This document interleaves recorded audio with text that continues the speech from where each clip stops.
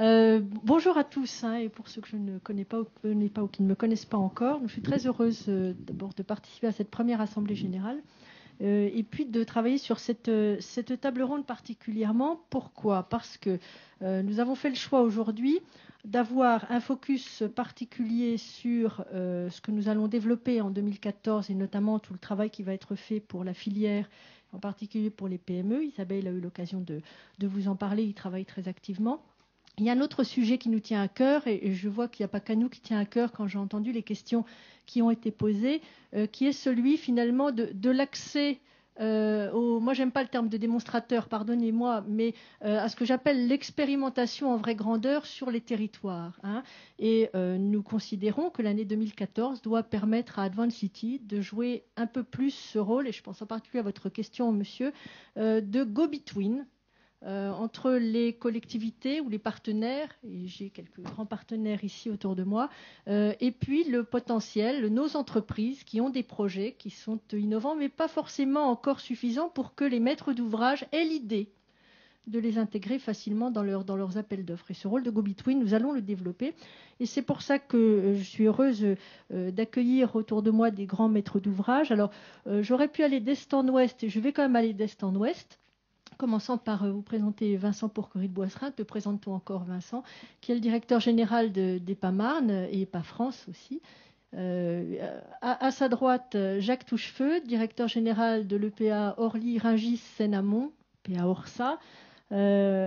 Ensuite, tout à ma gauche, Fabien Guissot, qui représente le préfet Parent, qui m'a appelé ce matin puisqu'il est en train de signer un accord très important, je crois, avec des partenaires financiers étrangers. Mais évidemment, Fabien, qui est directeur de la stratégie de l'EPADESA, connaît parfaitement le sujet et nous en avons longuement parlé. Et puis Jean Fossurier, qui représente à l'échelle régionale Réseau Ferré de France, dont il est le directeur régional. Alors, je vais commencer, si vous le permettez, je vous demanderai, messieurs, qui est très bavard, de tenir en 8 minutes à peu près pour qu'on ait justement le temps pour qu'il y ait des questions. Je vais commencer par toi, Vincent.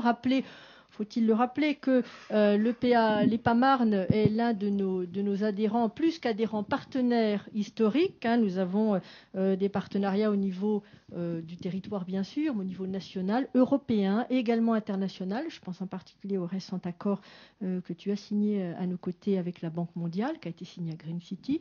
L'EPA-Marne, le territoire d'EPA-Marne, c'est également l'un des 9 territoires de développement que nous avions identifié avec Christian Blanc dans le cadre du Grand Paris, qui était le territoire du développement durable, donc appelé à être desservi en 2020 pour ce qui concerne Noisy-Champs par le Grand Paris Express. Et puis, naturellement, ce territoire est porteur de nombreux projets. Et là-dessus, avec un fort potentiel d'innovation, d'aménagement. Et Vincent, est-ce que tu peux, donc en quelques minutes, nous expliquer un peu concrètement quels sont les projets qui sont, je dirais pas forcément devant toi, mais déjà d'actualité, et qui vont permettre à nos membres de trouver là des terrains d'expérimentation à vraie grandeur. Bien volontiers. Bonjour à tous. Quelques chiffres pour caractériser ce qu'est le territoire de Marne-la-Vallée. C'est aujourd'hui 15 000 hectares, un petit peu plus, 300 000 habitants et 140 000 emplois. C'est-à-dire que c'est un territoire sur lequel il y a aujourd'hui, et nous travaillons à ce que ce ratio soit maintenu, un emploi par actif résident, ce qui veut dire que Marne-la-Vallée est une ville nouvelle qui n'est pas une ville dortoir. C'est extrêmement important pour la suite de ce que je vais indiquer. Le deuxième élément important, c'est que c'est un territoire ou un équivalent ville qui est en Île-de-France parmi ceux qui sont le mieux irrigués en termes de transport, que ce soit du RER, même s'il est parfois difficile à utiliser, en termes d'autoroute, même si elle est parfois un peu encombrée, en termes de TGV, même si parfois, etc., etc. Et puis surtout, bien irrigué dans le cadre du futur Grand Paris, puisque Noisy-Champs-sur-Marne, qui est complètement à l'ouest du territoire, sera une gare terminus emblématique ou importante de la première ligne qui sera mise en service à l'horizon 2020. Autrement dit, c'est un territoire qui est équilibré sur le plan de son accessibilité, qui est équilibré en interne sur le plan emploi-habitat. Les autres caractéristiques de ce territoire sont assez simples aussi à comprendre. C'est qu'il est 15 fois moins dense que Paris. ce qui signifie qu'il a une capacité de se développer qui est extrêmement importante et qu'il a aujourd'hui encore des espaces à conquérir tout en sauvegardant ou en conservant des espaces ouverts, boisés ou naturels ou agricoles. Et là encore, c'est un territoire qui est équilibré sur le plan de l'urbanisation et de la non-urbanisation. Ou plus exactement, c'est un territoire qui intègre totalement aujourd'hui les espaces ouverts dans ses schémas d'urbanisation. Ensuite, c'est un territoire qui possède rien de moins que 25 à 30% de la recherche et développement française en matière d'innovation urbaine, concentré pour l'essentiel dans ce qu'on appelle le cluster des cartes, l'endroit d'ailleurs où siège Efficacity bientôt et Advancity depuis le début. Et par conséquent, c'est un territoire sur lequel il y a un véritable noyau, un véritable foyer de sédition, de développement durable et de développement urbain durable qui fonctionne déjà depuis quelque temps. Alors, pour continuer sur et pour mieux répondre à la question qui est posée, quel est finalement le rôle que peut jouer un établissement public, donc un maître d'ouvrage, dans le développement urbain durable ou dans la mise en œuvre ou l'aide directe ou indirecte par commande, si je puis dire, auprès d'entreprises de ce secteur? Tout simplement parce que la conséquence logique de ce que j'indiquais tout à l'heure, c'est qu'aujourd'hui, nous avons, au travers de l'ensemble des zones d'aménagement concerté qui sont actives, plus de 15 000 logements à construire dans les 10 ans qui viennent, dans les moins de 10 ans qui viennent, et un potentiel, parce que là, il faut aussi que les gens investissent, un potentiel d'1,5 million de mètres carrés d'activité, qu'elle soit tertiaire, activité ordinaire ou commerciale. Et que l'ensemble de ces dispositifs qui sont à construire seront construits selon des règles, ou en tout cas selon des modes de conception qui sont directement liés à ce que l'on peut appliquer en matière d'innovation, de développement urbain durable, que ce soit en matière de réseau, que ce soit en matière de matériaux, que ce soit en matière de conception de bâtiments. Je ne dresse pas la liste, mais ça représente plus de 5 milliards d'euros d'investissement d'ici à l'horizon 2020. Et ces 5 milliards d'euros d'investissement, ce ne sont pas les acteurs publics, et encore moins l'établissement public, qui les investiront, puisqu'on en investira grosso modo 500 sur la période, mais les 10 fois qui restent, c'est-à-dire les 4 milliards et demi, ce seront des entreprises privées qui les mettront, comme elles le font d'ailleurs depuis de nombreuses années, puisque ce ratio de 1 euro public pour 1 euro pour 10 euros privés est à peu près respecté. Et c'est là où on peut justement intervenir, c'est-à-dire que face à cette masse importante d'investissements potentiels, nous avons un rôle de prescripteur. Et nous jouons ce rôle de prescripteur tout simplement parce que nous sommes les aménageurs des zones d'aménagement concerté, en relation directe, permanente et étroite avec les collectivités, et que lançant ces zones d'aménagement, nous donnons un certain nombre de directives d'urbanisme, voire de prescriptions techniques sur des qualités BBC, -20, des qualités BPOS, etc. Et le sujet qui est au fond à l'interface de tout ça, c'est que les promoteurs, les investisseurs ou les financiers qui investissent sur le territoire, ils souscrivent à nos obligations, ils en ont évidemment le devoir, et ils doivent normalement, ou ils sont en capacité normalement, au travers de leurs investissements, de mobiliser des entreprises pour appliquer les innovations dont on a besoin pour atteindre ces caractéristiques. Ce qui veut dire aussi mieux utiliser tout le potentiel universitaire et académique qui se situe, je le répète, à Marne-la-Vallée Descartes, pour générer le plus possible, non pas des expérimentations, mais des applications grandeur nature sur un programme d'investissement à moyen terme qui est relativement avéré et que l'on puisse directement avoir donc une chaîne organisée de commandes qui conduisent jusqu'à faire venir des entreprises ou en tout cas permettre à des entreprises, des start-up, des start plus ou moins up, j'entendais ça tout à l'heure, et puis aussi des filiales plus ou moins grandes de grands groupes qui ont besoin de s'installer finalement à proximité d'un endroit où il y aura à la fois une commande et à la fois un champ de développement. Merci Vincent pour cette présentation. Je continue. Je vais un peu plus au sud de Paris avec toi, Jacques, qui a préfiguré d'abord l'établissement public, Orsave, avant d'en prendre la direction générale. Alors on est sur un territoire un peu particulier avec un challenge assez important. Dans une phase, je dirais, un peu plus amont, puisque tu as à la fois un potentiel très fort qui a été identifié. Ce territoire sera également desservi par la gare des Ardoines du Grand Paris Express. L'exposition au risque d'inondation, un territoire en grande mutation, la présence historique d'entreprises dont certaines sont en train de se déplacer, la nécessité de travailler sur la densification du territoire, la mixité fonctionnelle entre les emplois et les logements. Tout ça fait des challenges assez importants, compliqués. Qui t'amène du coup à avoir une réflexion très en amont, ceci sans jeu de mots pour le PA-Orsa, très en amont sur ce qu'il faut conduire comme réflexion, comme R&D. Et on a identifié, quand on en a parlé ensemble, 4 champs que tu vas nous exposer et qui pourraient donner corps à une coopération entre le PA-Orsa et Advanced City et nourrir, je le crois, en tout cas j'en suis convaincue, le travail de nos comités d'orientation stratégique. Oui, effectivement, bonjour à tous. On est sur un territoire assez différent de celui de mon voisin, puisqu'on est à quelques kilomètres de Paris. On est extrêmement bien irrigué par les transports en commun et encore beaucoup mieux à partir de 2020 et des années suivantes, puisqu'on va avoir cette gare du réseau du Grand Paris avec la ligne 15 et la ligne 14. Et les enjeux de ce territoire sont des enjeux de recyclage urbain et de densification. Recyclage urbain, donc c'est retravailler la ville sur elle-même, et on travaille sur des espaces qui ne sont pas des friches, qui sont en particulier sur le premier grand territoire qu'on opère aujourd'hui, qui est le territoire des Ardoines. On est sur un territoire industriel sur 300 hectares, avec 9000 emplois, avec donc une bonne quantité d'entreprises, et c'est donc tout l'enjeu de voir comment d'organiser la façon dont la ville va s'installer finalement aux portes de Paris sur ces transports en commun qui vont venir sur le bord de Seine et qui mixent la question de l'activité industrielle et la question de fabrication de quartiers, de villes denses dans le voisinage immédiat de ce tissu industriel qu'on souhaite absolument garder. Ça fait partie aussi des enjeux de développement durable de la métropole, de garder ces entreprises. Alors il y a les fonctions vitales de la métropole. Il n'y a rien moins qu'une centrale thermique sur les Ardoines, qui a besoin de se moderniser et de se reconfigurer. Et je leur dis depuis plusieurs années, et ça chemine à EDF, qu'ils ont besoin de penser leur nouveau cycle combiné gaz comme s'il était dans Paris, alors qu'ils pensent plutôt des cycles combinés gaz en race campagne. Donc c'est un vrai challenge. Et en même temps, on a absolument besoin de garder ça.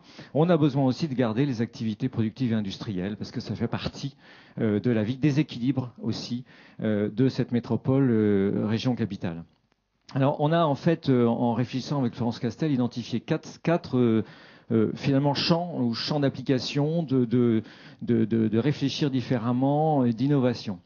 Alors le premier, c'est effectivement lié à la présence de l'eau et de l'inondation, puisque les gares sont aussi dans la zone inondable. Donc évidemment, les gares appellent la densification, et la densification dans la zone inondable, ça mérite un certain nombre de précautions. Et heureusement, la topographie nous y aide un peu, puisque sur les Ardoines, on est près du coteau, et on est globalement sur quelque chose qui est haut. Donc on est capable de fabriquer une sorte de presqu'île finalement rattachée à la terre ferme, à l'intérieur donc de cette vallée, donc desservie par la route, mais aussi notre idée c'est qu'elle continue à être desservie par les réseaux. Donc l'eau potable, l'assainissement, l'électricité évidemment, de façon à ce que les quartiers qui sont greffés sur ce squelette, cette colonne vertébrale qui elle-même fait presqu'île hors d'eau, puissent continuer à fonctionner sans qu'on ait à déplacer évidemment toutes les personnes nouvelles qu'on va implanter dans ces quartiers résidentiels. Et ça pose des questions évidemment technologiques sur le maintien du fonctionnement de ces réseaux dans un système qui est effectivement entouré d'eau. Et ça pose aussi des questions de gestion et de conception même des systèmes de maillage, puisque quand on est maillés comme les réseaux se sont sédimentés, parfois ils ne sont pas sédimentés par rapport à la configuration du champ inondable, et puis qu'il suffit qu'il y ait un bout du maillage ou du compartiment qui est dans l'eau et qu'il faut couper pour qu'on coupe aussi la partie qui pourrait continuer à fonctionner. Donc il y a vraiment des questions technologiques et de gestion à imaginer sur ce système d'ossature-là résiliente. Deuxième sujet, je disais tout à l'heure qu'on avait besoin de penser la ville dense avec les activités industrielles, mais ça suppose qu'on ait aussi des changements sur la façon de penser les immeubles industriels. Et on a trois champs de travail sur lesquels d'ailleurs on amorce ce travail avec les entreprises des Ardoines ou certaines entreprises des Ardoines et avec des partenaires amont immobiliers qui sont autour de la verticalisation des process industriels, qui sont autour de la façon de compartimenter les nuisances, puisque s'il y a un quartier résidentiel juste à côté, il faut aussi qu'on arrive à gérer cette question-là du bruit, des camions, etc. Et évidemment, la question de la maîtrise des coûts, puisqu'on sait aussi que les activités industrielles et productives ne peuvent pas supporter des coûts d'immobilier, des coûts de loyer qui dépassent un seuil qui reste bas par rapport à ce qu'on peut imaginer quand on refabrique ces immobiliers-là. Donc c'est un peu le challenge à la fois technique et à la fois financier. Troisième sujet, c'est relatif au territoire lui-même des Ardoines et à son tissu économique, puisqu'en fait, il se situe au croisement de plusieurs choses. C'est au croisement d'un axe est-ouest, des biotech, mais qui sont plutôt consacrés, qui sont consacrés à la santé aujourd'hui. C'est l'axe IGR, Ardoine, Sanofi et Mondor. Et un axe nord-sud qui est plutôt un axe autour des services urbains, de l'eau et l'électricité. Et puis, on a sur les Ardoines un tissu économique important d'entreprises du bâtiment, de la construction. Et puis, quatrième élément, évidemment, comme on est en recyclage urbain sur une zone industrielle sédimentée depuis la fin du XIXe siècle, on a des questions de dépollution, de sol, de phytoremédiation, de toute une série de choses comme ça. Et donc, on imagine assez volontiers qu'au croisement de tout ça, on devrait pouvoir imaginer aussi des écosystèmes autour des éco-biotechnologies. C'est-à-dire en fait le croisement du système des biotech ou de l'approche en tout cas des biotechnologies au service de ces questions qui sont traitées par les éco-collectivités ou l'éco-construction. Et puis quatrième élément, ça c'est pas spécifique aux Ardoines, mais c'est quand même spécifique à ce tissu de banlieue en zone dense qui a besoin de se densifier, qui sont les nappes pavillonnaires. Les architectes du Grand Paris ont beaucoup dit finalement une grande partie de la densification de la petite couronne, qui est une des conditions du développement durable de la métropole, c'est la densification des nappes pavillonnaires. Certes, la question c'est comment on peut opérer ça. Et une idée qu'on vous propose, c'est peut-être pas une bonne idée, c'est peut-être une bonne idée, c'est qu'on peut imaginer qu'un certain nombre de propriétaires de pavillons seraient amenés à élargir ces pavillons, voire à fabriquer un logement au-dessus, qu'ils puissent éventuellement louer, ça leur ferait effectivement des revenus supplémentaires. Encore faut-il qu'il puisse y avoir une offre à la fois technique, mais aussi un peu clé en main, qui les aide à concevoir quelque chose comme ça. Et on peut se dire qu'il pourrait y avoir des savoir-faire développés par les entreprises de la construction à rehausser les systèmes pavillonnaires et apporter donc des technologies, de la conception, et puis chaîner évidemment aussi sur les questions financières de montage de plans de financement, etc. Et peut-être que d'ailleurs, en fabriquant un étage supplémentaire, d'abord on résout le problème du toit, donc on résout une partie des questions énergétiques aussi, de l'amélioration de la qualité énergétique de cet habitat ancien, qui est quand même aussi une des clés importantes, finalement, parce que la construction neuve, c'est quand même 5% du parc. Donc il y a aussi tout l'existant, et qu'éventuellement, si on fabrique une structure au-dessus, on peut peut-être la prendre du bas, et à ce moment-là, on fabrique aussi l'isolation des façades. Enfin, il y aurait peut-être quelque chose à imaginer aussi de ce point de vue-là, sur toutes ces nappes pavillonnaires qui sont dans la zone dense, qui sont très bien desservies par les transports en commun, puisqu'on a aussi 12 gares de RER dans ce territoire, et qui sont aussi une source de densification et donc de solidification de la métropole dans sa partie dense pour éviter l'étalement urbain qui est effectivement une solution qu'il vaut mieux éviter. Voilà, plusieurs pistes et terrains de jeu et terrains d'application possibles. Oui, on a tous. Enfin, moi, je l'avais déjà noté avec intérêt puisqu'on en avait largement parlé, mais je sens que cet intérêt va être partagé au sein de mon équipe. Et j'en suis ravie. Je continue mon voyage. J'arrive à l'ouest avec vous, Fabien. La Défense, c'est un petit peu une ville dans la ville. C'était presque au départ une extraterritorialité avec des travaux pharaoniques, une image très caricaturale qui reste peut-être encore un peu aujourd'hui.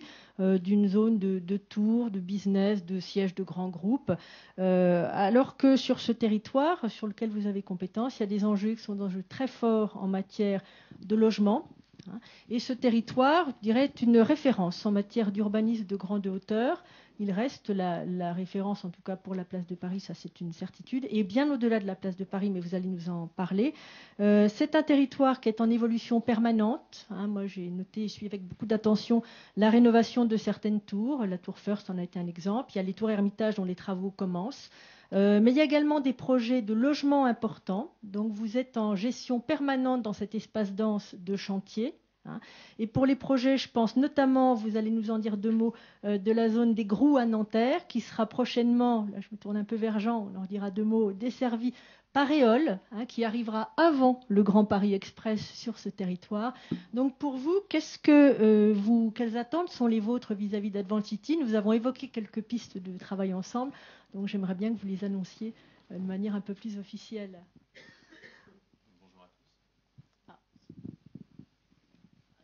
Si, ça fonctionne.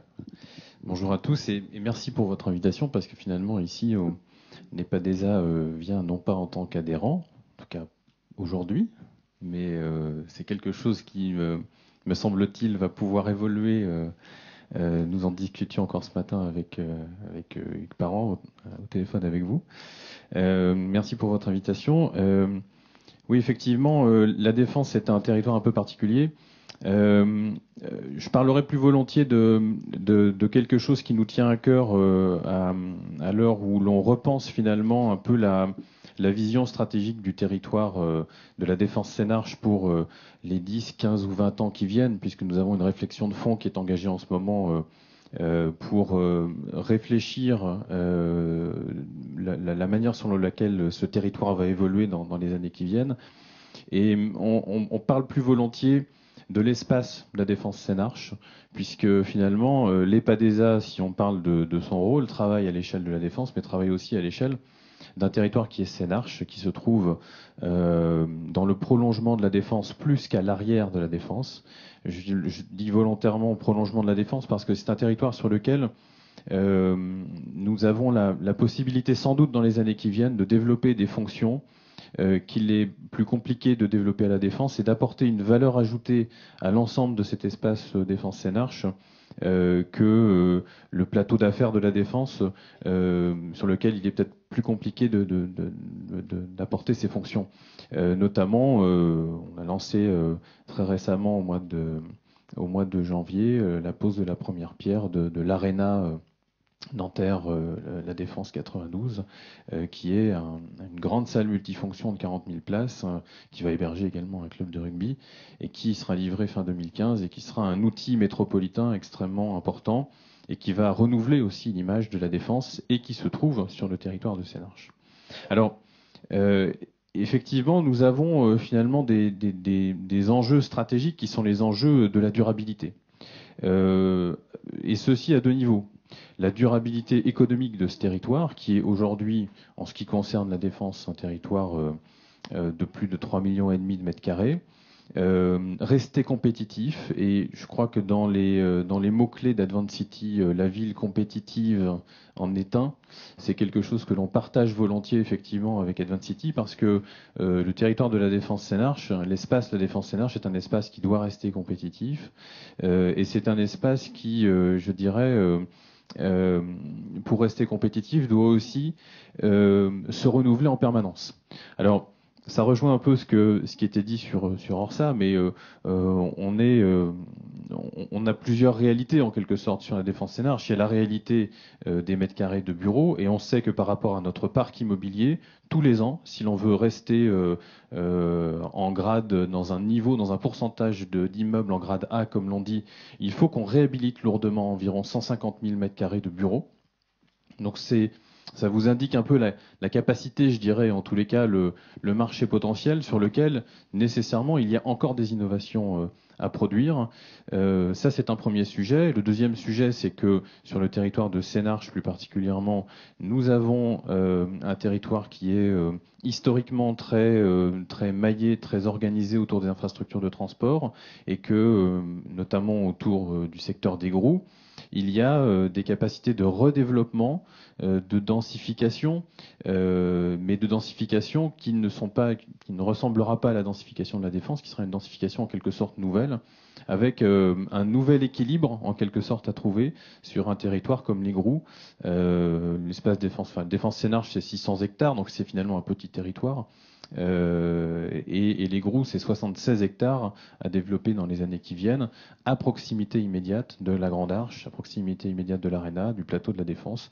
Donc avec finalement un nouveau modèle de développement urbain à imaginer, une nouvelle forme de densité qui n'est pas celle de la Défense, qui est sans doute pas complètement celle des communes qui sont aux alentours, même si ce sont en termes d'occupation résidentielle des communes extrêmement denses comme Courbevoie notamment. Mais il y a des choses à imaginer, des choses à envisager en termes d'innovation fondamentalement sur cet espace-là. Donc vous voyez que l'espace Défense Sénarche est un espace sur lequel la question de la réhabilitation, de la production de bureaux se pose. La production de logements, comme vous le disiez, est au cœur de nos enjeux. On a produit 500 logements par an sur les dernières années, et c'est un rythme qui doit s'accélérer dans les années qui viennent. C'est aussi un espace sur lequel on doit travailler à une diversité, à une mixité de fonctions qui doit permettre de créer ou d'affirmer cette polarité comme une polarité économique, mais aussi comme une vraie polarité métropolitaine, multifonctionnelle, qui mixe le bureau, le logement, mais également d'autres fonctions importantes. Finalement, ce territoire, c'est un territoire où on vit déjà la densité telle qu'on la connaît aussi à l'international. Donc je crois que c'est aussi un laboratoire en quelque sorte qui peut permettre, et sans doute le seul dans cette forme ou dans ces caractéristiques urbaines, le seul en Île-de-France et en France, qui peut permettre ensuite d'envisager de reproduire ou d'amener à l'international des solutions qui auraient été imaginées ici. Et c'est ça qui nous semble intéressant finalement et complémentaire d'autres réflexions ou d'autres territoires qui peuvent intervenir effectivement dans Advanced City, c'est de proposer en quelque sorte la densité, l'intensité forte que l'on peut avoir sur ce territoire pour envisager des innovations, une nouvelle manière de faire de la ville durable tout en étant de la ville confortable, même si, en ayant des phénomènes de densité relativement importantes. Et pour nous, c'est un axe de développement fondamental dans les années qui viennent.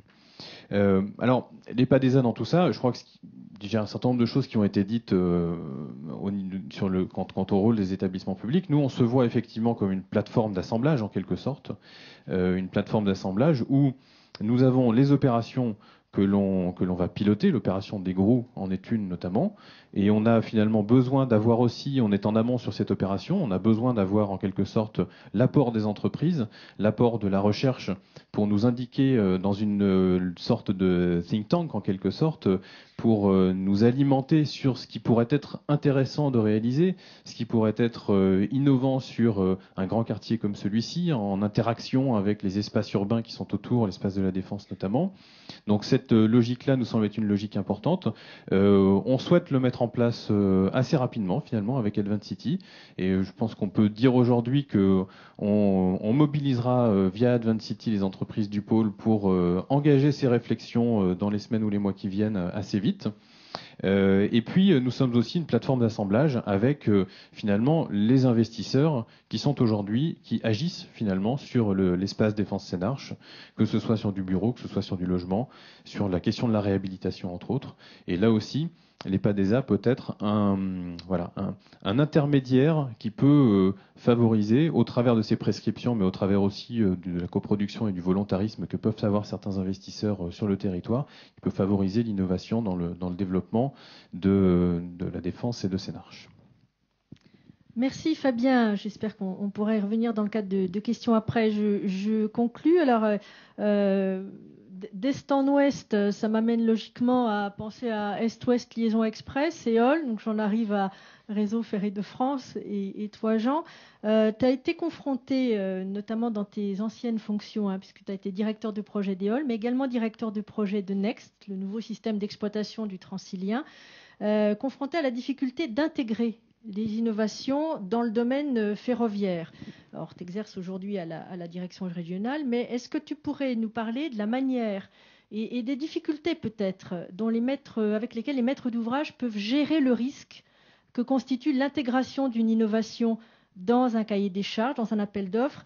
Et puis, tu as également eu une réflexion utile que je souhaiterais que tu nous fasses partager sur la conduite des chantiers eux-mêmes et en particulier la conduite des chantiers en zone urbaine.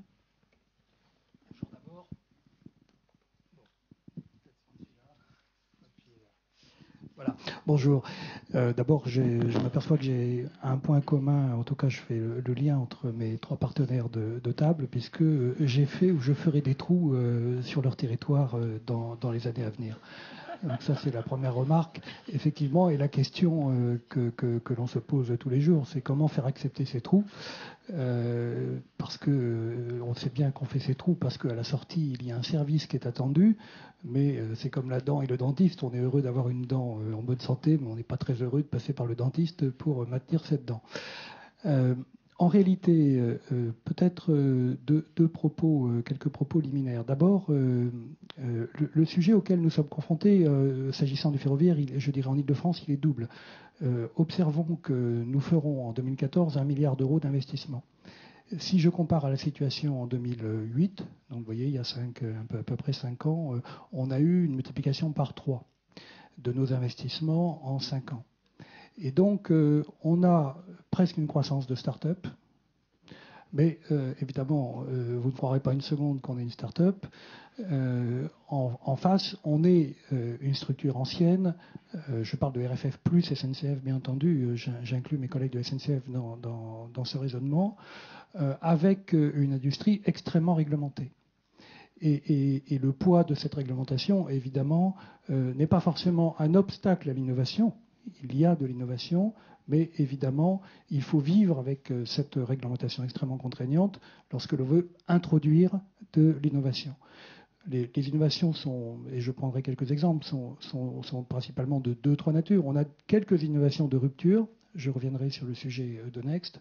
On a des innovations sur les chantiers, parce que pour multiplier par 3 le volume des chantiers en Ile-de-France, comme nous l'avons actuellement, il faut évidemment réviser aussi les méthodes. Il faut voir avec les entreprises pour changer les méthodes de chantier. Et donc ça, c'est évidemment un objectif stratégique, je dirais, pour RFF SNCF en Ile-de-France. Ça, c'est le premier élément. On a un deuxième élément, c'est que on a 2 sources de tension très fortes dans l'activité ferroviaire en Ile-de-France. La première, c'est celle de la tension qui existe dans le trafic.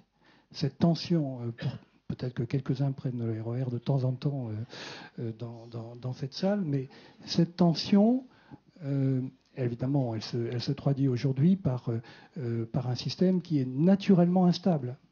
Et donc, toute la question que l'on a dans ce système, c'est comment redonner de la résilience sur un système qui, parce qu'il est en tension, il diverge rapidement de son point d'équilibre. Et c'est l'esprit sur ce sujet sur lequel nous avons, depuis quelques années, commencé à développer le projet Next. Next, pour dire les choses simplement, c'est un système dit CBTC, Communication Based Traffic Control, qui existe dans le domaine urbain. Et toute la problématique technique que nous avons, c'est de transformer ce système technique qui existe en milieu urbain dans l'environnement ferroviaire qui est, pour dire les choses simplement, le monde urbain, le monde du métro, c'est un monde fermé. Le monde ferroviaire, c'est un monde ouvert. Vous avez différents types de trafic qui circulent sous les voies. Et c'est toute la question.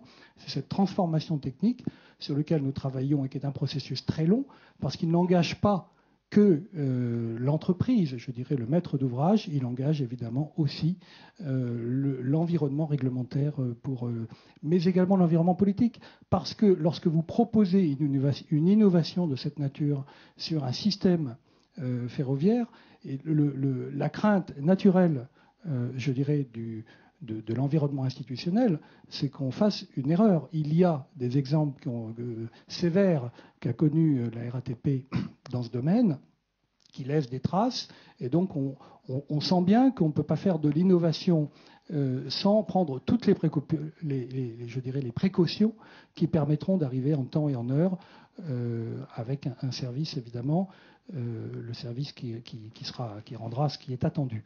Ça, c'est le premier élément.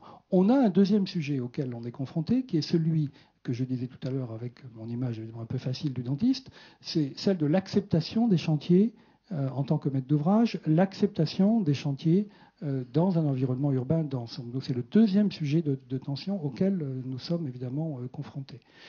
Et de ce point de vue, l'expérience que l'on voit, que je vois au quotidien, c'est-à-dire on a des chantiers qui sont souvent mal préparés. On a nos habitudes évidemment de travailler chez nous dans nos bureaux d'études et d'avancer sur le chantier, et le travail n'a pas forcément été très préparé avec les élus, avec l'environnement, et donc on se prend quelques crises de temps en temps comme j'en ai encore eu il y a quelques jours. Donc il faut régler le problème comme ça à chaud, et finalement c'est pas la bonne méthode. On a dans le cas d'Éole commencé à travailler avec les communes, notamment les plus concernées, dès 2011, alors même que les chantiers ne démarreront pas avant 2015-2016. Il y a donc un travail, une méthode à mettre en place d'anticipation. On n'est pas vraiment dans l'innovation technique de ce point de vue-là, on est plutôt dans l'organisation et la méthode. Ce sont quand même des changements de culture, il ne faut pas l'oublier, des changements de pratique qui font que l'organisation doit bouger dans ce sens-là, et on a évidemment des cultures internes à faire évoluer de ce point de vue. Alors, il y a un lien entre le travail que l'on fait par anticipation sur la méthode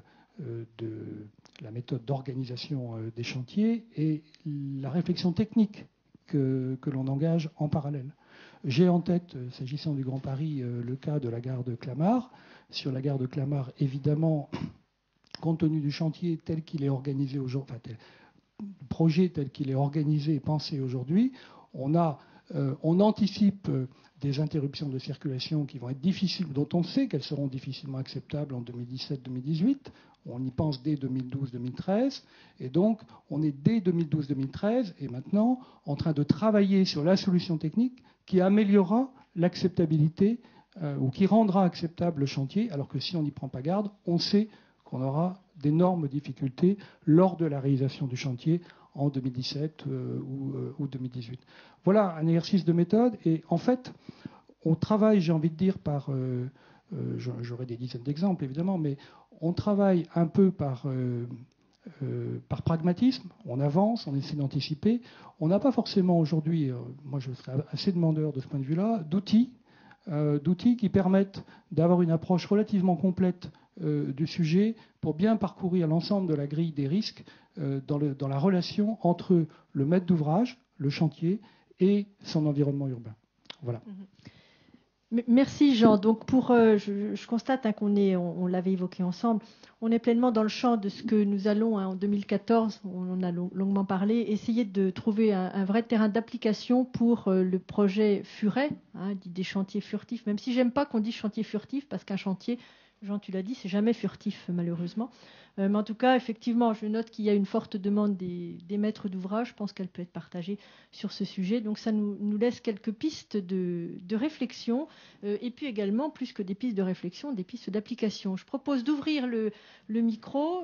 Jean-Noël est à la manœuvre, mais vous voulez peut-être un micro, Jean-Noël. Pour quelques questions, avant, si on a un peu de temps, monsieur le député, est-ce que... Avant, c'est bon.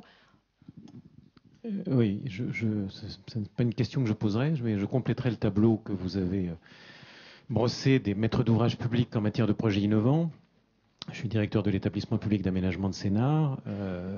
Je signale donc à cette occasion que le Grand Paris, ça n'est pas que la petite couronne, même si mon ami Vincent est à cheval sur la petite et sur la grande, et que nous avons même été dans les premiers à signer un contrat de développement territorial, puisqu'on l'a signé à la fin de l'année dernière, en 3e position.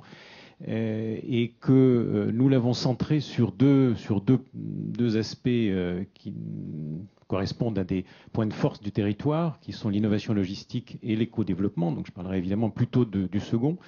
Nous avons lancé à la fin de l'année dernière une initiative en collaboration étroite avec un certain nombre d'acteurs, dont Advancity, sur le thème de l'éco-aménagement et éco-construction, avec une double préoccupation. La première, c'est de confronter l'innovation au marché, donc en lançant, et ce sera fait dans le courant de cette année, des consultations de promoteurs dans lesquelles on leur demandera de mettre en avant et d'introduire des innovations qui, sans avoir un caractère expérimental, ne sont pas encore à un stade de diffusion très, très large. Donc, premier point. Et puis également, ouvrir un forum, parce que je pense qu'en matière de développement durable, et notamment en matière d'éco-construction, malheureusement, l'enfer est toujours pavé de bonnes intentions et qu'on voit régulièrement un certain nombre de technologies ou de procédés qui sont remis en cause au regard de différents critères, notamment le critère sanitaire ou le critère... Donc tous ces aspects-là doivent, à mon avis, être débattus. Nous devons être modestes en matière d'éco-construction, en matière de développement durable, et donc faciliter l'évaluation permanente, susciter un débat, et ce sera l'objet du forum que nous mettrons en place également. Et tout ça, encore une fois, fera l'objet de prochaines rencontres. Une prochaine est prévue à la fin du mois de mars, à laquelle, j'espère, nous compterons à nouveau sur la participation d'Advancity. Je vous remercie. Oui, merci pour ce commentaire. Juste pour préciser, le board est forcément réduit, mais bien entendu, Advancity d'abord le fait déjà et veut le développer.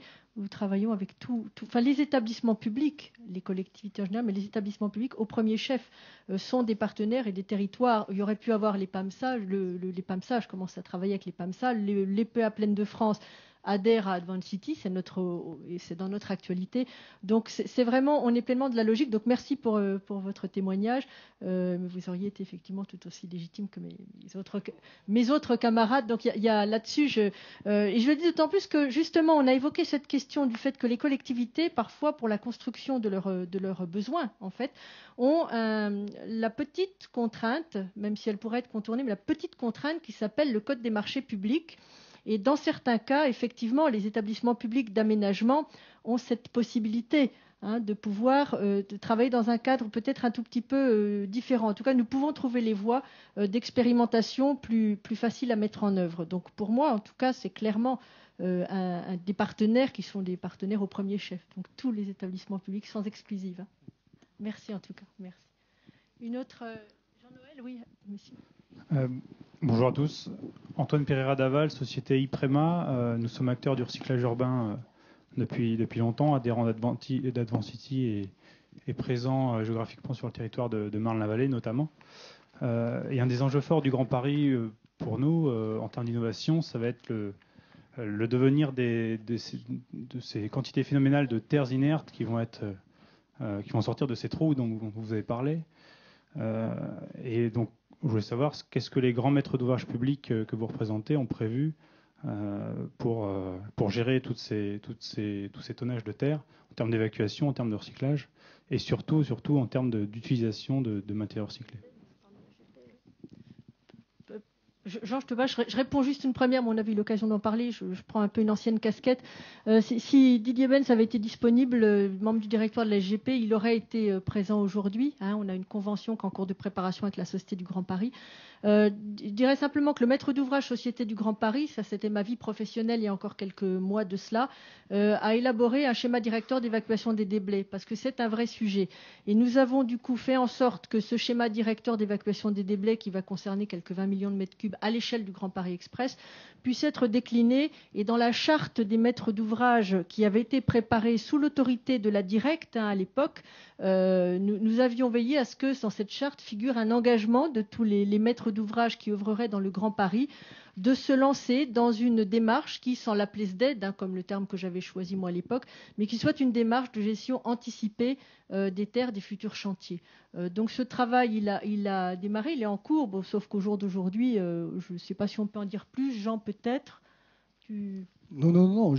Effectivement, Éole, c'est 1 million de mètres cubes, donc Grand Paris, c'est 20 millions. Donc on s'est mis dans l'ombre du Grand Paris, et on s'est inscrit parfaitement dans la stratégie que vient d'exposer en quelques mots Florence.